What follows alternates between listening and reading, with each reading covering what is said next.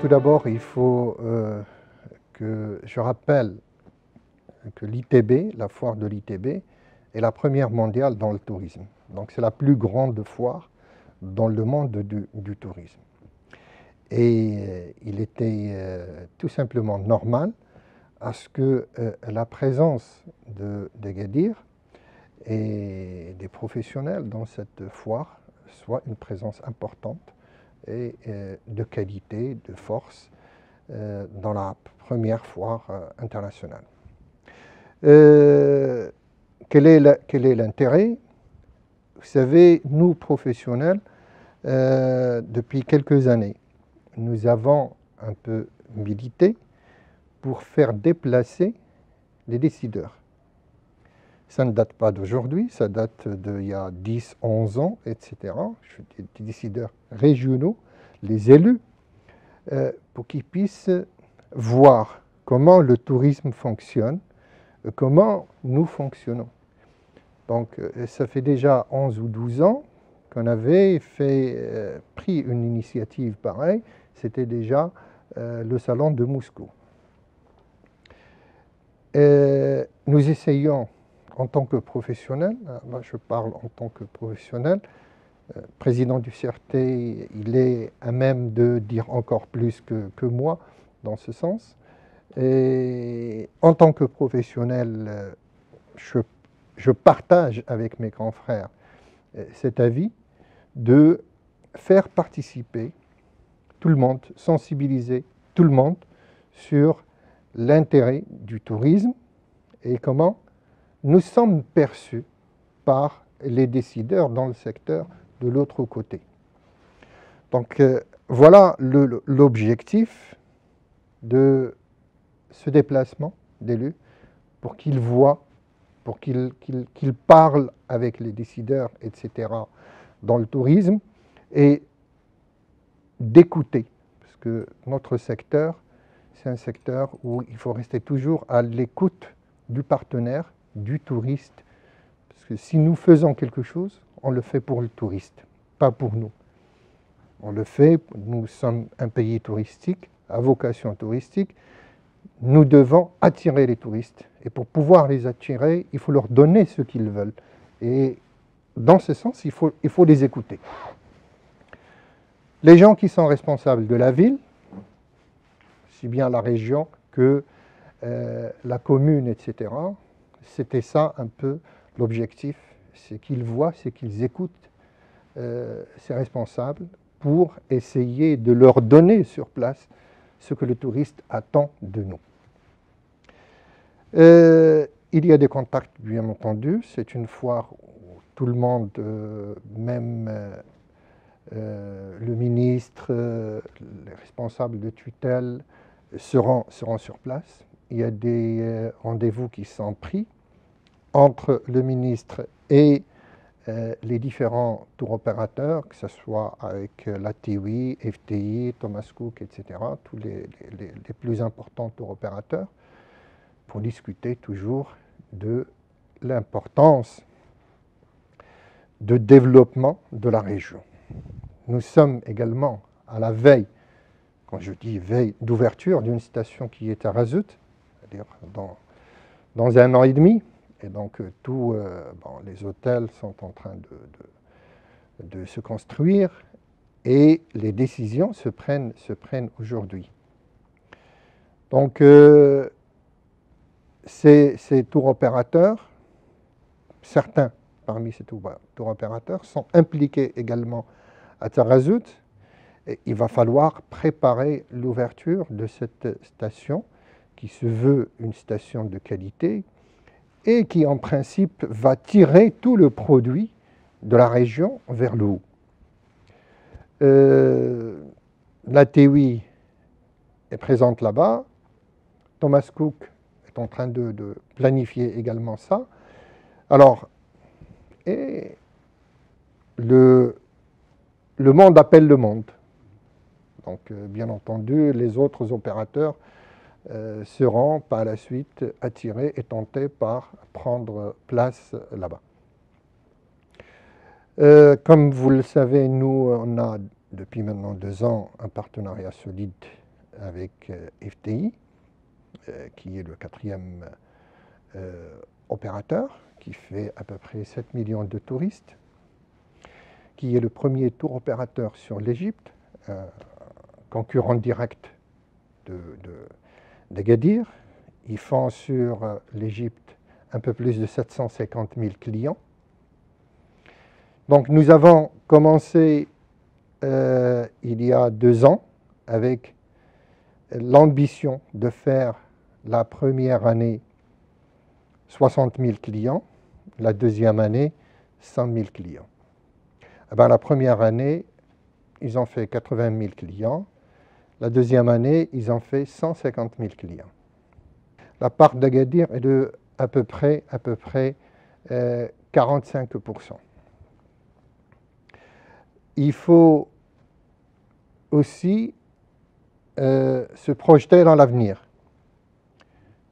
Et donc, sur les 3 prochaines années, nous visons un peu plus haut et nous visons avec eux 500 000 sur le Maroc. Alors, c'est très très important. Et c'est des chiffres, pas d'annonce, hein, parce que, comme je viens de vous dire, si la première année, on avait annoncé 60 000, on a fait 80 000, on a annoncé 90, on a fait 150, c'est que ces chiffres risquent encore d'aller un peu plus haut. Et donc, avec eux, nous faisons un développement sur tout le pays. Mais Agadir reste la pièce maîtresse et la destination la plus importante aussi pour nous que pour le groupe.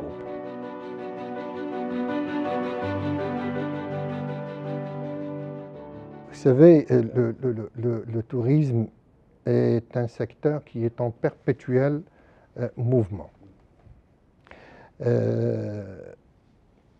Si je ne vais pas aujourd'hui faire un peu l'historique des 30 dernières années, mais tout simplement, je dirais que avant, il y avait 2 destinations d'hiver. 2. Il y avait Agadir et les îles Canaries. Aujourd'hui, il y en a beaucoup. Il n'y avait pas l'Égypte à l'époque. Il n'y avait pas Sharm el-Sheikh, il n'y avait pas Hurghada, non plus la Tunisie, etc. Les anciens d'Agadir se rappellent très bien que pendant le mois d'octobre, le mois de novembre, le mois de décembre, les gens dormaient dans la rue à Agadir. Il y avait beaucoup d'Allemands, beaucoup de Scandinaves, etc. Parce que, comme j'explique, Agadir, il n'y avait qu'Agadir en hiver et les îles Canaries. Aujourd'hui, il y a plusieurs stations. La compétition, la concurrence devient rude. Qui c'est qui gagne? C'est celui qui avance. C'est celui qui est chaque jour plus compétitif que l'autre. Et plus compétitif, pas uniquement en termes de prix, c'est en termes de rapport. Le meilleur rapport qualité-prix. Celui qui donne le meilleur produit au meilleur prix. Et donc, malheureusement, il faut le dire, on n'a pas le meilleur produit aujourd'hui, comme avant. Mais on se bagarre pour le maintenir, pour qu'il soit toujours sur la scène internationale. On essaye de pousser ces tours opérateurs pour continuer à planifier et pourquoi pas accélérer le développement de la région. Ce n'est pas toujours facile, mais on se bagarre pour le faire. Alors pourquoi ? Parce que nos concurrents ont pris de l'avance sur nous. Je vous dis, il y a 30 ans, Sharm el-Sheikh n'existait pas. Aujourd'hui, Sharm el-Sheikh, c'est 420 000 lits. Alors, imaginez Agadir, 29 000 lits. Sharm el-Sheikh, qui n'existait pas il y a 30 ans, 420 000 lits. Antalya, c'est 550 000 lits. 550. Malgré le temps qui est rude en hiver. En hiver, maintenant, chez eux, c'est très difficile. Mais c'est pour ça que je dis, le secteur est en perpétuel mouvement. Ils nous ont dépassés en termes de produits, sachant qu'ils ont un hiver qui est très difficile. Ils sont allés un peu loin. Aujourd'hui, toutes leurs piscines sont couvertes. Leurs toboggans, ils ont un toboggan, donc pas uniquement, ils peuvent les utiliser en été, mais bon, toute l'année. Donc le client n'a pas besoin de sortir à l'extérieur pour toucher cette rudesse de climat. Donc en restant toujours à l'hôtel, il peut bénéficier de toutes les installations. Et donc c'est pour ça que la concurrence sur le plan international est un peu difficile.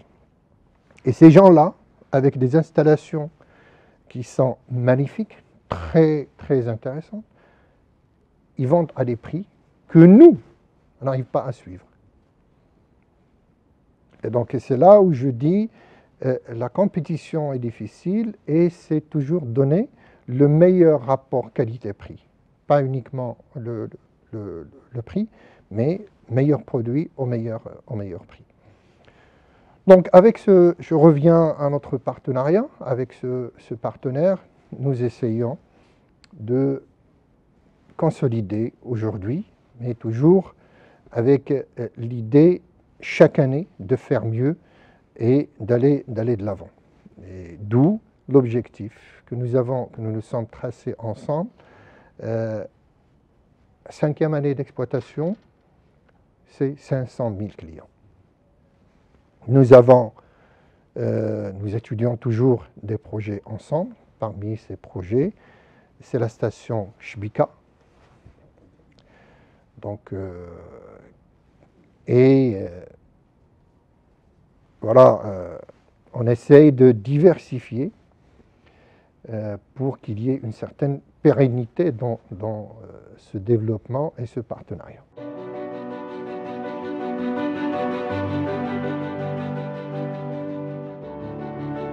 J'aurais aimé ne pas aborder le sujet, mais bon, je ne vais pas vous dire qu'il y a une cohésion exemplaire. Non,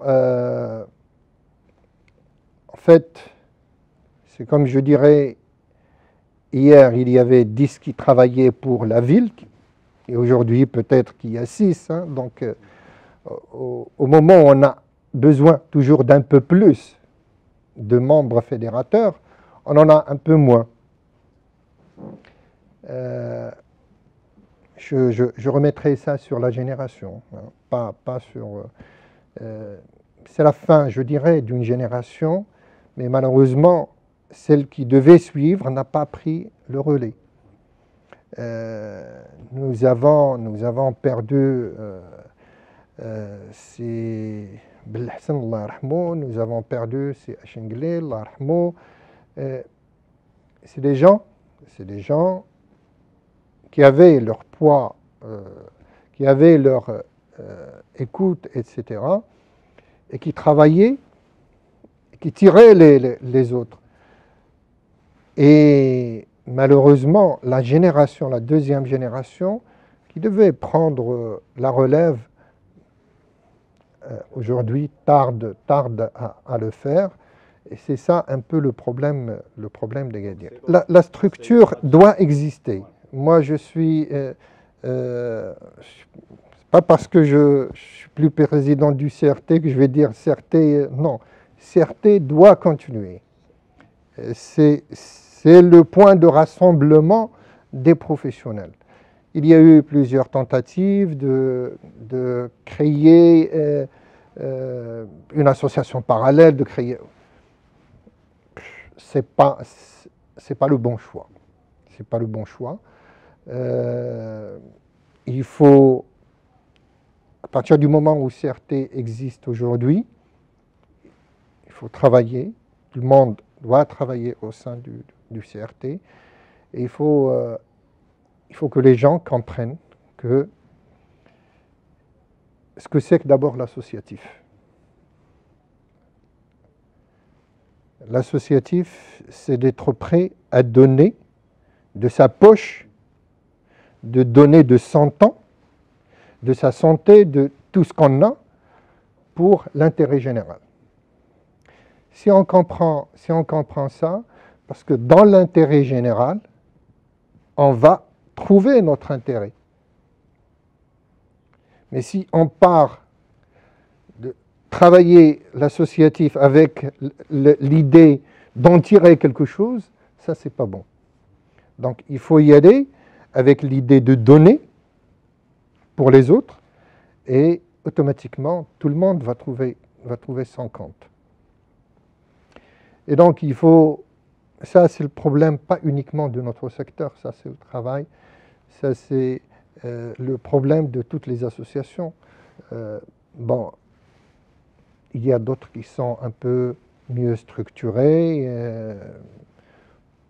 ce qui n'est pas le cas du tourisme, mais sachez que le cadre, aujourd'hui, je dis bien aujourd'hui, le meilleur cadre, c'est le CRT. Il a besoin de moyens, parce que sans moyens, on ne fait rien. Souvent, il y a des projets qui sont intéressants, mais qui ne sont pas réalisés faute de moyens. Les gens sont conscients qu'il faut faire ceci, faire cela, etc. Mais à la fin, il n'y a pas de moyens.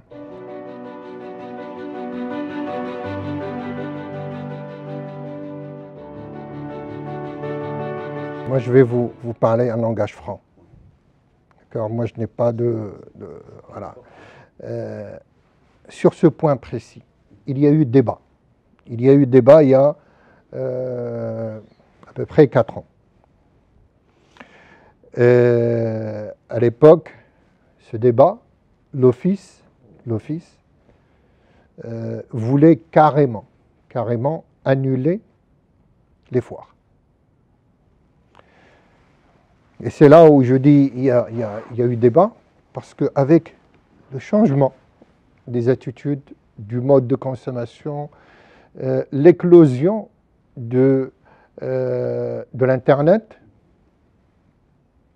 certains ont pensé que garder les foires serait une dépense de trop, à un moment où il faut vraiment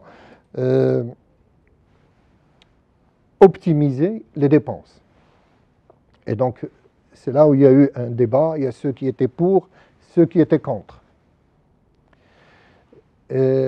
J'étais parmi ceux qui étaient contre d'annuler les foires. Pourquoi ? Parce que une foire, c'est un endroit de rencontre et d'exposition. Et il faut comprendre que pendant une foire, on ne fait pas forcément du business. Ce n'est pas dans une foire où on va se mettre à table, ce n'est pas comme les foires des autres secteurs économiques. Ça n'a rien à voir. Ce n'est pas une foire, par exemple, je dirais, un exemple de Meknes, de l'agriculture, ou bien un salon de l'automobile, ou non, c'est complètement différent. C'est les foires du tourisme ont un caractère RP, relations publiques.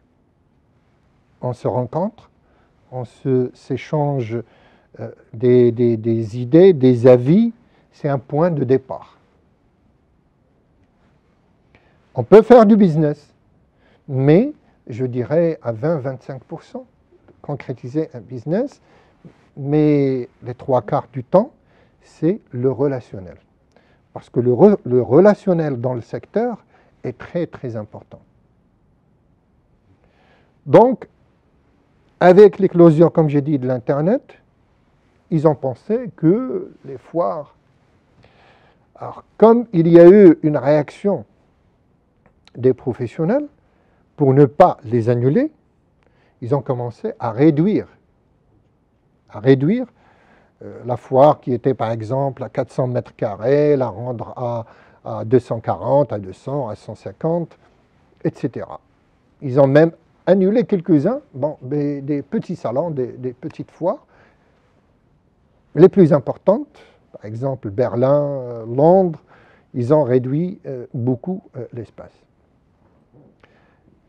Agadir, quand on s'est déplacé l'année dernière, ben, avec les élus, avec tout le monde, il n'y avait pas une chaise pour s'asseoir.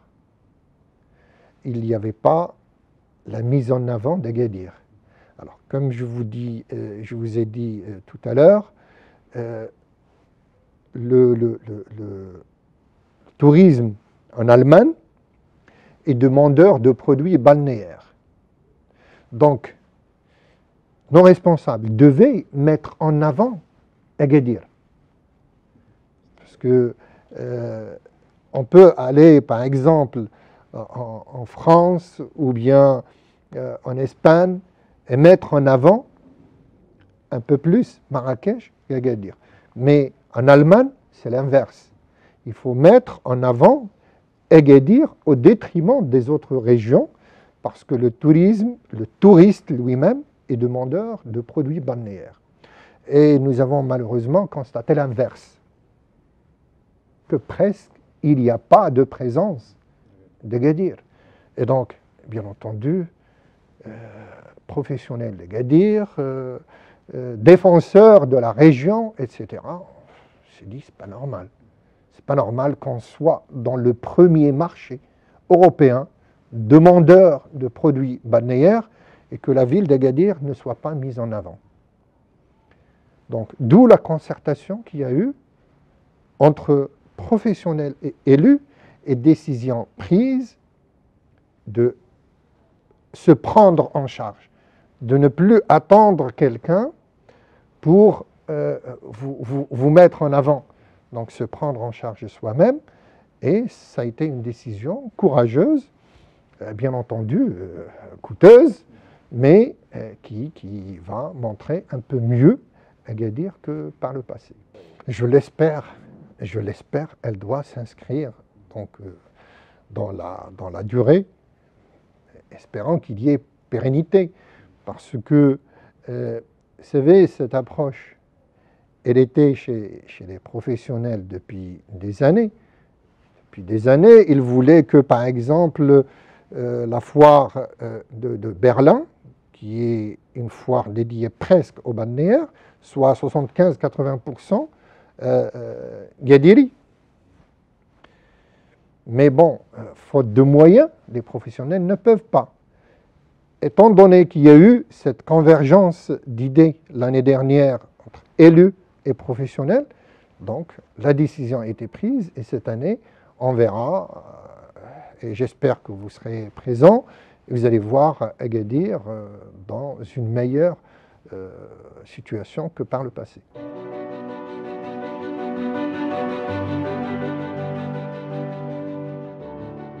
C'est une première. La base aérienne Air Arabia qui fait le pas. C'est une première année. C'est un exercice qui est difficile.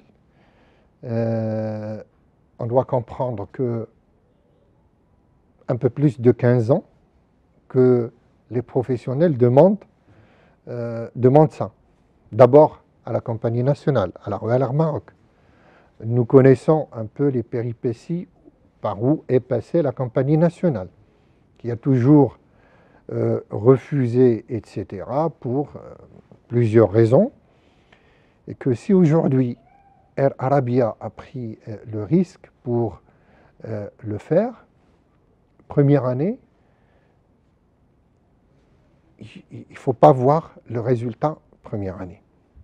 Parce que si on va demander à Air Arabia le remplissage de ces avions, je suis sûr que le remplissage ne dépassera pas les 50-52%. Quand on lance une ligne, on ne peut pas la remplir les 2 premiers mois, les 6 premiers mois. Non. La ligne, il faut qu'elle soit connue et il faut qu'il y ait du temps pour qu'elle soit connue chez tous les opérateurs individuels, tout le monde, pour qu'elle puisse être remplie à un niveau satisfaisant, aussi bien pour la compagnie et les professionnels. C'est généralement une ligne, et ça c'est toutes les compagnies aériennes, quand ils lancent une ligne, ils tablent déjà sur les 2 premières années de déficit. Donc c'est une vision à moyen et long terme. Et partant de là, il ne faut pas s'attendre à des résultats extraordinaires la première année. Non. Il faut s'inscrire dans la durée et les résultats seront là. C'est un test. C'est clair, par la suite, il y aura des lignes qui vont marcher mieux que d'autres. Il faut faire des ajustements nécessaires. La ligne qui n'arrive pas à décoller, il faut, à ce moment-là, la changer par l'autre, etc. Personne n'a la baguette magique. Même la compagnie aérienne, quand elle lance la ligne, elle n'a pas une certitude. Comme quoi, cette ligne, après même 2 ans, elle va très bien fonctionner. Sinon, elle n'aurait pas pris le risque de la faire tourner pendant 2 ans et de perdre de l'argent. Mais je dis globalement, c'est une initiative qu'il faut encourager, qu'il faut aider. Les 2 premières années, c'est des années de déficit pour la compagnie. Donc il faut l'aider, il faut l'accompagner pour que le déficit soit minime et qu'elle puisse, si elle a encore des ressources, investir pour d'autres lignes.